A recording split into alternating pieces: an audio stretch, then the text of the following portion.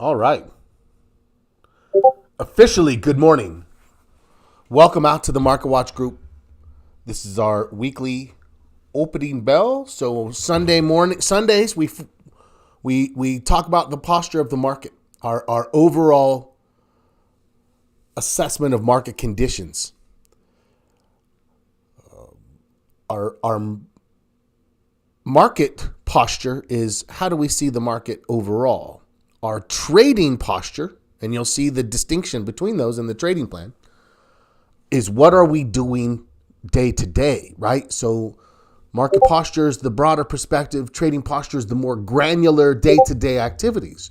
So we accounted for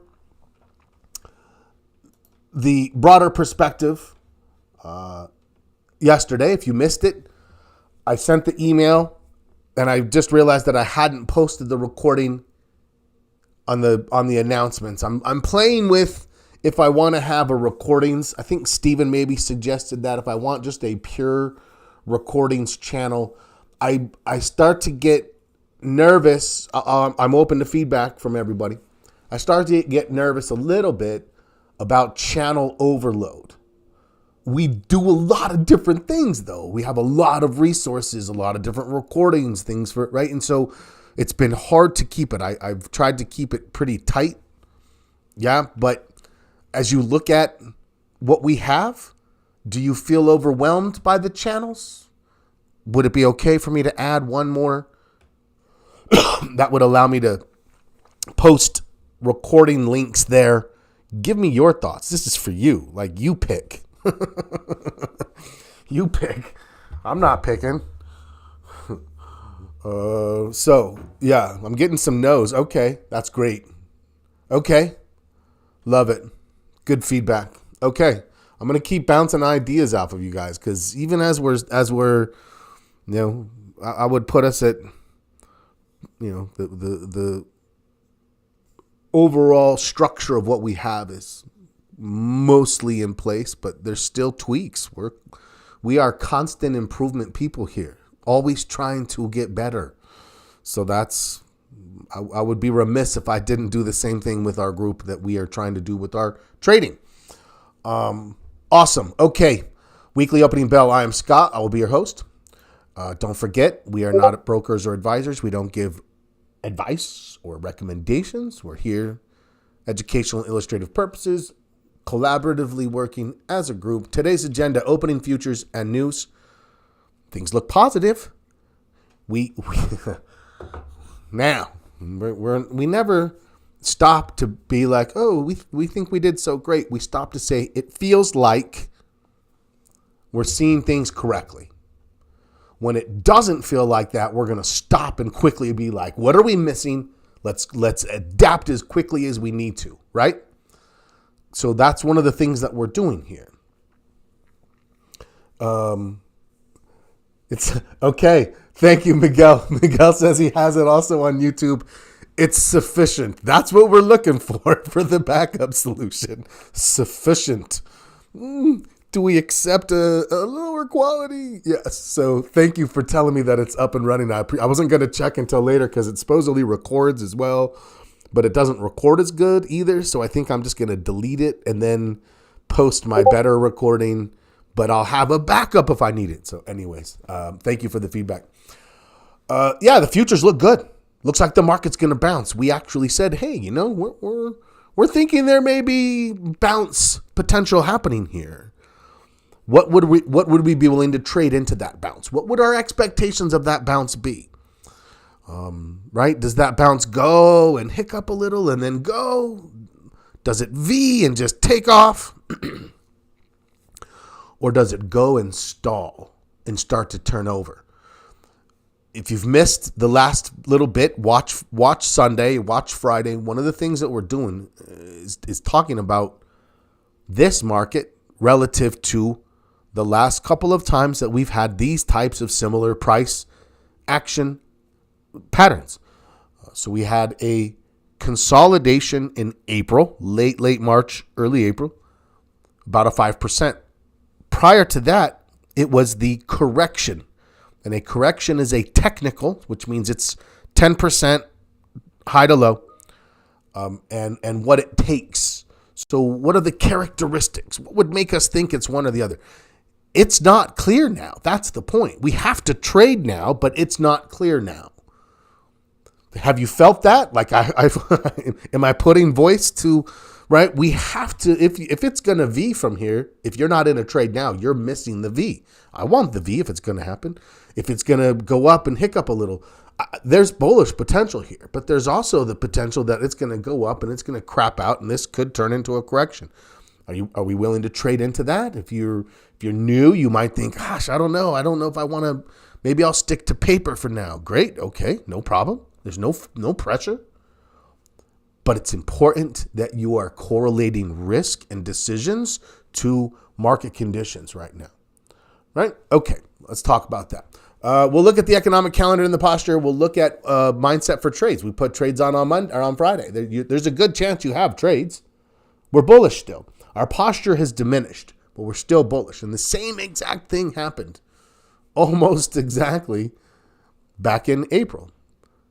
And we want to be ready to move quickly back into bullish if the same result of April's activity happens now, because it was very bullish coming out of that.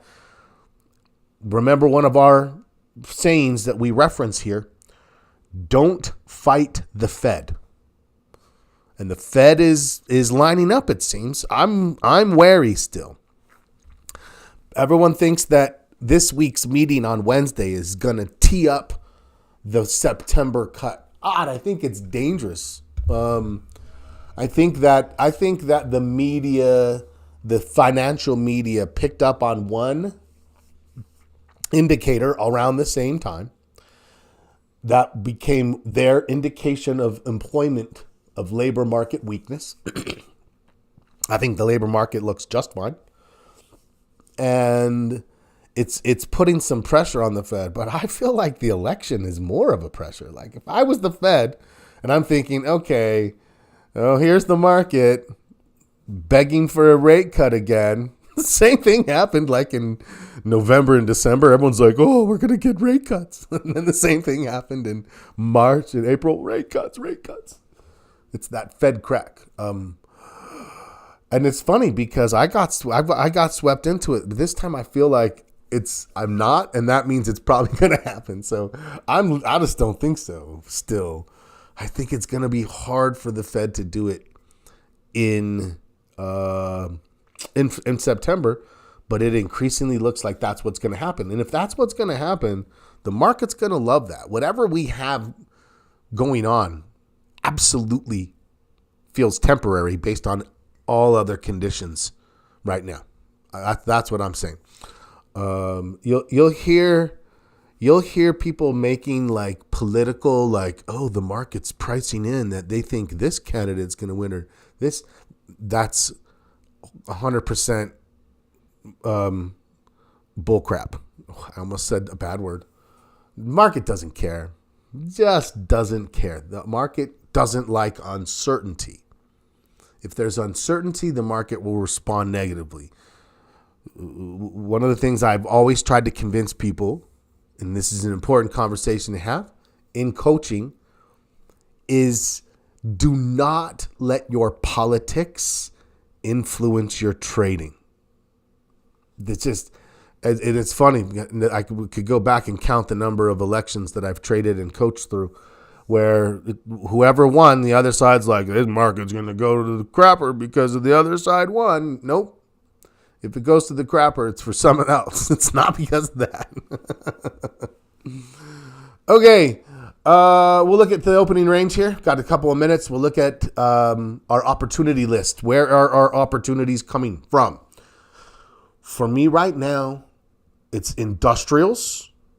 We saw as you started to see money pulling out of technology, which we saw, where did it go? That's our question. Where did it go? If it left chips, if it left software, if it left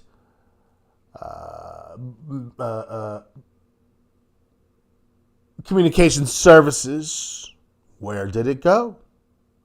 Well, It never left financials.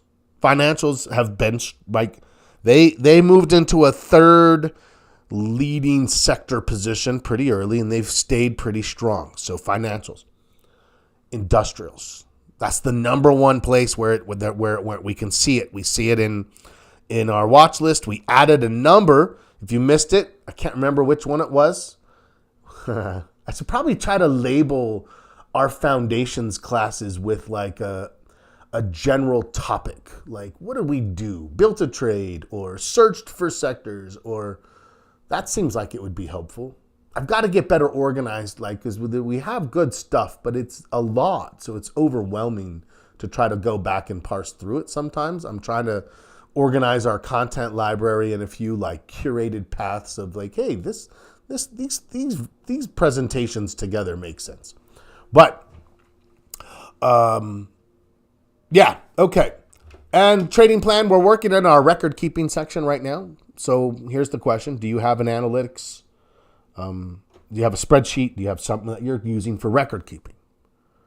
That's the big thing right now. Get that in place. Our record keeping, our spreadsheets, which can be found in the downloads channel. Markets open. In the group downloads channel, you can find a blank copy of the trading plan to download. You can find a stock log or an option log or both if you're doing a little bit of both, but keep them separate. You can write all the different, the market posture, so you can start keeping your own.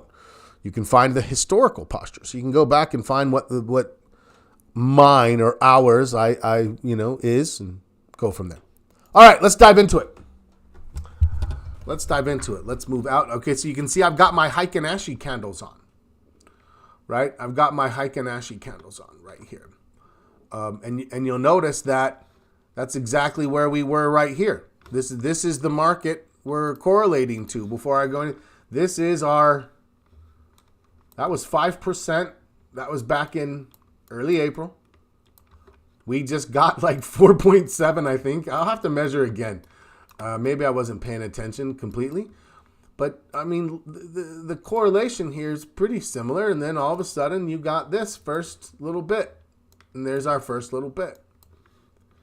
And you can see that it might go and hiccup and go and hiccup and go. So there still could be some uncertainty here. Could be. It could also V.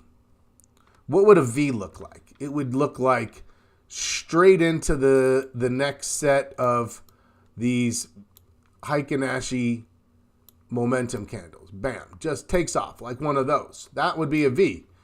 Now you can see why I call it a V, right? Because it makes a V pattern. Okay? So that could be what happens. Or we could have uncertainty like we had back here, but then it ultimately moves into its next bullish path again. Or, so we have A, B, and C. Now, I'm leaning more towards A, which is a repeat of last time. So, if I put trades on, I need to be patient with them if there's a little hiccup, or else I shouldn't put them on. But it could look like what we had here, where it goes up and then it comes down a little, but it doesn't do too much. And then it just goes up and then down and then boom. So during this, yeah, if you get shook out of that and then all of a sudden the market takes off, you're going to be thinking, what was I doing there? Remember, we're still bullish. Our market posture is still bullish. But this window also carries with it one last possibility. And that last possibility, we have to step back a year. And you can kind of see, right? We can get these upswings right here. And they're not small. I mean, they're 2%. But just keep in mind, does it get back to the previous high? That's where you see the weakness there. We actually were looking for this right here. I bought puts right there. Right there. Because it looked like it was turning over at a lower high. I had puts on for that. But as soon as it reversed out of that, I'm going to close those puts and make sure I have my bullish stuff on. Those puts were a hedge, not a speculation, a hedge. A hedge for the fact that I put bullish trades on back here. Not as much, right? Not as much. So I'm going to do the same thing. If I'm putting bullish trades on here and this market goes up and it starts to turn over, I'm not going to panic or bail. I'm going to hedge. The hedge is what's going to allow me to carry through a little bit of this. I would love for the hedge to be wrong. If the hedge is wrong, that's best case scenario. If the hedge is wrong, everything else is going right. That's what we have to, that's what we're kind of preparing for here. Does that make sense? Let me know if you have any questions about that. Let's pop into our posture real quickly here. So we were a 5. That was a 0.75 drop. And we said, okay, that has us taking note, but we're waiting till the next week. Well, the next week came and we dropped again. Now, if you notice, we were a 5 or a 5.75 through June, all of July and June and back in May, all the way back until here, where you'll notice in April, we dropped from 6.75 to 6, 6 to 5, 5 to 3.5, and then we stabilized. So that one had a little bit longer. We didn't actually see as much weakness this time, but we've had that same drop. We dropped to about a 2.75, then a 3, and then it started coming back. What happened there? We never dropped out of bullishness, just like right now. We haven't dropped out of bullishness. First and foremost, we have trends in place, both short and long term. Volume is concerning. The sellers definitely made a bit of a smash and grab. Okay, great. We acknowledge that the sellers did that. Okay. The major market looks amazing right now. Like money is flooding into small caps. Still. What does that mean to us? That's the third. We've been watching the Dow and the small caps, and we're like, this is a race between defensiveness and bullishness. If the appetite for risk swings to bullishness, we're going to see money flow into small caps. People are like, all right, let's get going. Small caps, we love them. They can go 30, 40%. If the market's bullish, no one looks to flood into Dow components, right? They move into technology. They move into small caps. That's the appetite for risk. That's why we do major market. That's strong, very strong. Sector rotation. Even though we lost a little bit of ground in technology, it's still a leader. It's just gone into a correction. But we are adding more growth sectors, financials and industrials. So the VIX also got shook. It got shook, but it's still bullish, mind you, right? Also, let me move this chart back to standard candle. Here is the VIX. So, okay, and even here you can see we're actually up a little from Friday. This VIX is holding on to some volatility, and it's easy to be like, there's a lot of volatility here. First of all, let's get perspective once again. Okay, I'm going to go 3 years. This is our high relative to like what we've been seeing. You'll notice it's not that bad. When it's in the 30s, it's bad, right? But then let me give you one more look at perspective. Just one more. It's funny that I have to, it's so crazy to think. It's all, I process the timing of events sometimes through stock charts because let's just say, for example, our last event that we would anchor to, obviously, is the pandemic. And it's just interesting to me now that I have to switch my chart to 5 years. I can't get it on a 3-year chart. I got to go 5 years. And there's that nasty pandemic. So now, that's where we are. It's like that video on YouTube where it shows the Earth and then it shows like bigger and bigger things, like a bigger planet, bigger sun, and then you like realize how small our sun is to other perspective. It's all about perspective. This is not that high. In fact, Let's come back over here to 2019. Real bullish time, right? A real bullish time right before the pandemic. What did a spike look like? Oh, look, it got up to not that high, 20, low 20s, but it mostly was down here. And you'll notice there's our spikes, but we're mostly down here. This is a great market. We should be looking at this as a great market. We should be looking for it to, until we see something real nasty come. I'm expecting for it to stay strong, to continue in this fashion. Things in motion tend to stay in motion unless acted on by an outside force. It's laws of physics. They apply in trading just like anywhere else. Everybody knows that. Okay. Let's go take a quick peek at what is going on. I don't think we have any news today, actually. Here's the economic calendar.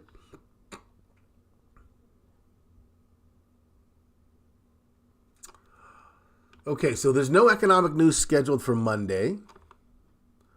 Tomorrow, consumer confidence expected to dip a little bit, but staying near 100 is fine. Job openings expected to dip from 8.1 million to 8 million. But one of the things I've been showing, I've been telling you I'm going to find this chart.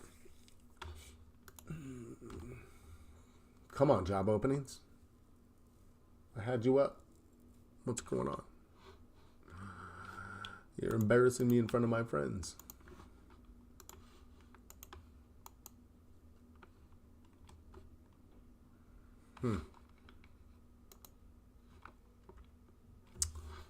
Well, I was going to show that. What it would show you is, wait.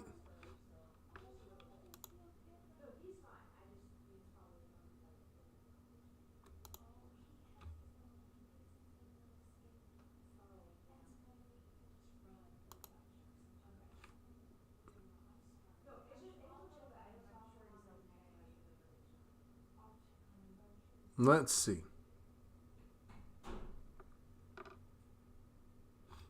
Okay, yeah, well, I'm not sure why I can't get either one of these to open. What it would have showed you is that back in 2019, we were around 7.5 million. So as the media tells you, we're dropping and these are the lowest levels in 2 years, 3 years. That's because they were post-pandemic years. We're finally moving back into, it's taken this long for the VIX to get down where it was living in this range. We haven't. It's just been slowly, gradually draining, and now we're back down to these low teens. That's a better market. That's a more stable market. The institutions are calm and stable. Everything seems good. Tomorrow, ADP, right? Tomorrow, ADP, we're expecting 168,000. Previous was 150. That's more. Anything at or above 150 is sustaining the current labor market. So that looks fine. Wednesday is also the Fed. They will give us the decision. There's no expectations of a change, but then we'll have the press conference. The press conference, we're looking to see, are they giving us verbiage? Are they giving us verbiage? Right, that indicates September is the first cut. Unresponsive exit page. Wait, I don't know what's going on with my internet right now. Okay, then we have. Did I just only lose that one? So strange. Okay. Well, it's employment. Non-farm payrolls is on Friday. Weekly jobless claims. We haven't seen anything in any of those numbers that gives an indication that things are getting worse. If I see it there, then I'm like, oh yeah, but we haven't yet. So, okay. Let's get to the watch list. Questions? What do you think? Am I on the right track? Do you think I've missed something in my assessment? Let me know. Let's go hit the watch list and see how the week is starting across our portfolio. Apple. For me, Apple, the fact that Apple has held on, if it can survive earnings, I would want to trade this if it weren't for earnings. It's a higher high, it's a higher low. The trend looks good. Apple is just a leader in the tech space. Whatever else you hear, Apple is still, 10-11% of the NASDAQ, 6-7% of the S&P. It's an enormous piece of the market. This staying strong while the other components of technology are iffy, this is favorable.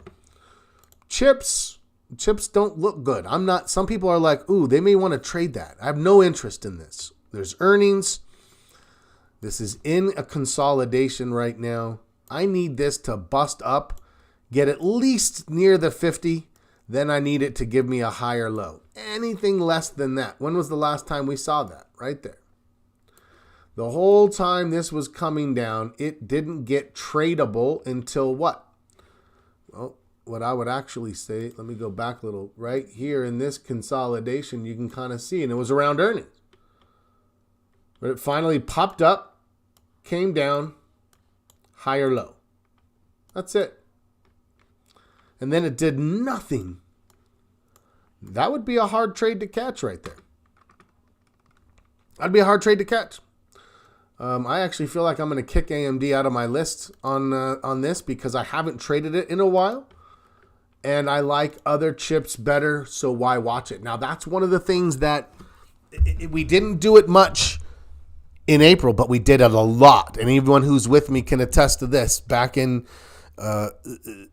August, September, October, our watch list changed fundamentally. We started to get rid of things. Boom, that doesn't look great. Pop it out, pop it out. Now, some things will always stay. I'll always watch Apple. I'll always watch Amazon. I'll always watch Bank of America, Citigroup. I'll always watch Costco. Right? Some of these I'll watch all the time, but other ones are going to come on and off. And our watch list will shift. So here is Amazon. I'm going to keep watching it, but it's in consolidation. I need to wait for it to do something more convincing. AXP. So the financials, they've pulled back. They're starting to give signals, but there's a little pause today. All right, that's fine. I'm still looking for signals. I like BAC, and BAC hasn't given it yet. It looks very close. It's pinching. AXP was a little early. I looked at that, but didn't take it Friday, so I'm not going to take it now because I'm already waiting for a signal here on Bank of America. BLDR gave a signal. It's still valid. We took one on Fastenal, F-A-S-T. Citigroup turned. It's valid. It's a red candle today, but this signal is still valid. If you wanted to enter, it is a valid entry for Citi. Caterpillar turned.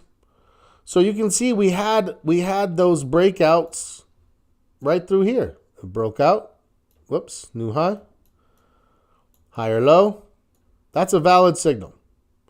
Just because it's a red candle right now, that doesn't mean anything.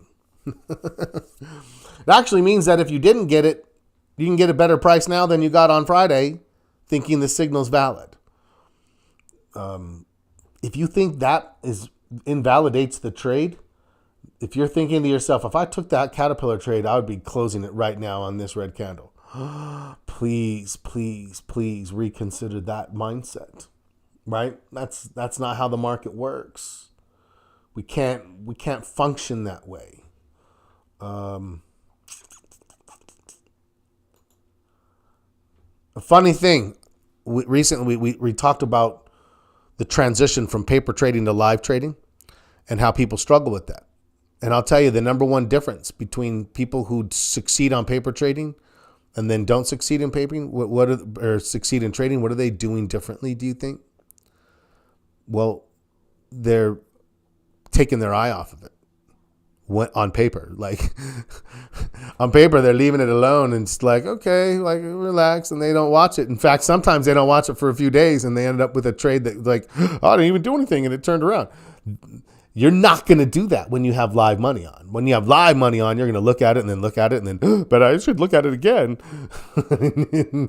You've changed the cadence. You've changed how you see it, how you look at it, how frequently you look at it, right?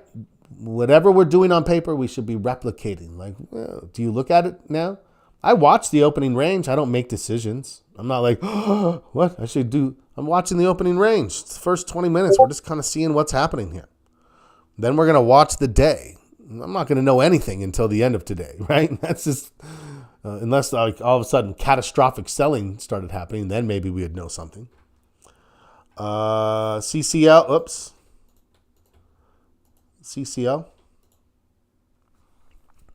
Looks like it's going to hold the 50, but it got a little choppy. Like this trade back here. This trade was great. We took this trade. That was an alert. And then, I don't know, maybe. Oh, no, that was CCL. That was CCL. We took this trade. CL. We took this. No, it didn't. This one bounced as well, and now we had earnings, so I can't do anything with this for now. Yeah, we got this one back here. Rode as long as we could. Chipotle waiting for a break. Still in consolidation. Oil. We'll see. ConocoPhillips is down. I did take an off-cycle XLE trade. We'll see how that looks. Costco, not yet. I need Costco. So Costco for me is there. It's got to do this. Anything less than that, I'm not even going to bother.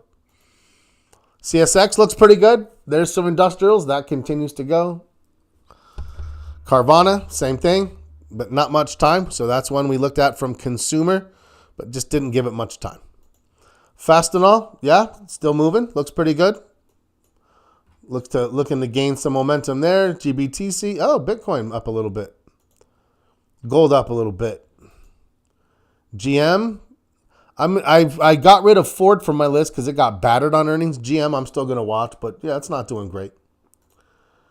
None of these, Google's up today. None of these have done enough for me to be interested. Google has a lot of work to do to get back in good graces, right?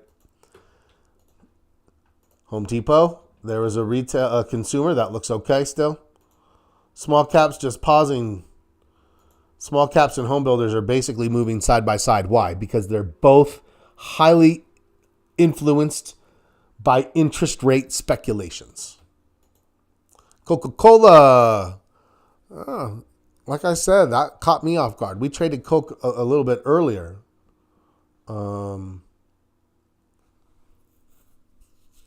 Yeah, okay.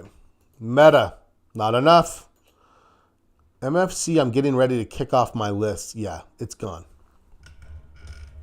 Just hasn't done anything.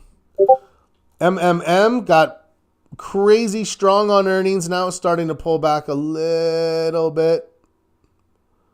Morgan Stanley gave a little bit of a hiccup here. We'll see what's going on with this. The financials, Microsoft, you can see it's in a consolidation. Now, here's the deal. We went from 468 to 420. So that's a 48-point drop on a $470 stock. So that's basically 10%. From here to here, that was 10%. That is a correction.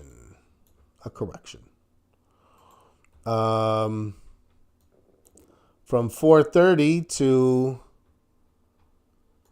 390, that was 40 points on a 43. That was about 9.5% right there. So can we pop out of this? Very similar to the way we popped out of that one. Yeah. Yeah, but I'm still going to wait for a little bit more confirmation because I can. I don't have to be like, oh, let's call the bottom. There's no need for that. Micron. So what does this mean? It means we don't have a lot to trade right now. We've got a couple of trades on, but we're waiting. It's going to be less trading, as it should be. An easy mechanism for your risk management, I'll show it to you in just a minute as we get closer. Netflix is in consolidation. I want you to look at how many stocks on our list are now showing this type of a pattern right here. Okay, great. NVIDIA, same thing. Palantir is the one that's not, but it's the only one, and it's got earnings soon. So we're waiting for the cues to pop out of this, just like we went. And you can see last time when it happened, it was like this, then like this, up, down, boom, right there. We don't have to call this choppy bottom. We can wait and catch the next move. That gave us this move. Then it pulled back. Then it gave you this move. Then it pulled back and it gave this move, right? So you can see after this type of a move, you got 3 bullish windows after this 5% consolidation. Now we had another one, and what are we thinking? Oh, I'd love to get 3 windows. Maybe 4 windows. Maybe this takes me all the way through the Santa rally. That would be fantastic. I think we would all appreciate that. That's good trading. SPY is holding up today, but we're looking to see what this bounce looks like. Here's a consumer stock still waiting. I'm not expecting a lot of new signals yet. Maybe if it starts to turn from here more bullishly, you get a signal to catch a financial trade. Other than that, we're just kind of watching. Here's the dollar. Ooh, we don't love this. Right? We had seen the dollar coming down. We wanted it to stay underneath here, and now it didn't. Now, is it catastrophic? No. But it's not ideal by any stretch. Here's the VIX. Okay, so again, the VIX is definitely shown some escalation. We really haven't gotten above 18, though, and that's important to think about. So, okay. Walmart. I think Walmart looks great. I think a new trade could be showing up here. It's below this trend, but still above the I'm going to move this down to here like that. Yeah. If it comes down, I would expect that it could just bounce back into this slightly lower channel. Just a little adjustment, a little pricing adjustment. That's all it's doing. And let's look at the XLs real quickly. Materials, okay. Pausing a little. Communication services. It needs more than it's given. It needs more than this. It needs a couple extra days, and then it needs this, and then I'd be like, okay, it shook it off. But I'm still looking for that to possibly happen. Very much like it did last time, right? Very much like this. This one kind of did a V. Boom, boom. You see that? It didn't give you that second move like the other parts of technology did. That's why we have to think about that. Energy. Ooh, energy is hiccuping right now. Okay. I mean, look, if we're going to see bullishness on the market, I would expect that oil pulls back a little bit. I'm not done with my trade yet. But I will definitely be, let's see where my stop is going to end up. But I will actually move my stop to carry it. So I'm going to move my stop probably to just underneath here for tomorrow. So basically what'll happen on my trade is if tomorrow it regains momentum, great. If it doesn't, I'm out and I lose and I reduce any amount of loss. Financials look fine, actually. And this, if you look at your Heiken Ashi, it tells you we can survive this, no problem. Right now, it's a little bit iffy from the standard candle. It's red. We're a little bit like, oh, what's going on? But look where we think the money is. Financials, industrials, not technology. A little bit of consumer here. A little bit of utilities. A little bit of healthcare. Okay, that's where we're at. We should be a little more cautious now than we have been over the last couple of months. Our posture's now dropped for the second straight week. We're in what we think is as of now likely to be a consolidation. I'm looking for that. I'm looking to trade as it moves out of the consolidation. But I'm also 100% wary of the fact that it could still turn worse. I think that the Fed is ready to cut rates. Don't fight the Fed. Yeah, I think we're going to stay bullish. That's my story, and I'm sticking to it. Questions, comments, or concerns? The steel stock press? Is that what you meant? I'm in a Walmart spread trade. Too late to get into fast? No, I don't think so. It's barely above. Look at the original signal. Press, I think you're still okay. New stop on XLE. Yes, XLE. I'm going to put mine to... I'm going to move mine to... Now, I'm going to leave it alone for now. You can actually, if you notice, it really doesn't have a lot of selling pressure. But I would say, where are we at? 91.26. As at the end of today, I'm going to move my stop to...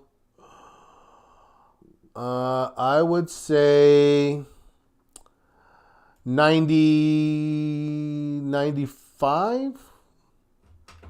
I'm trying to think, what was the stop on that? I don't remember offhand. Let me take a quick peek. 90.25. Yeah, I'm probably going to... No. Stop was 91.05. Oh, no. The stop's fine. The stop's at 91.05. It's fine where it is. Yeah. I'm going to leave it. It's fine where it is. It's controlled.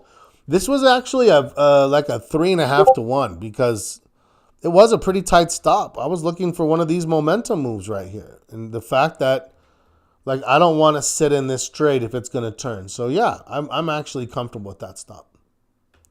Okay. Record keeping. That's the section of the trading plan we're on. If you don't have a log, go download ours. It does a lot of work for you.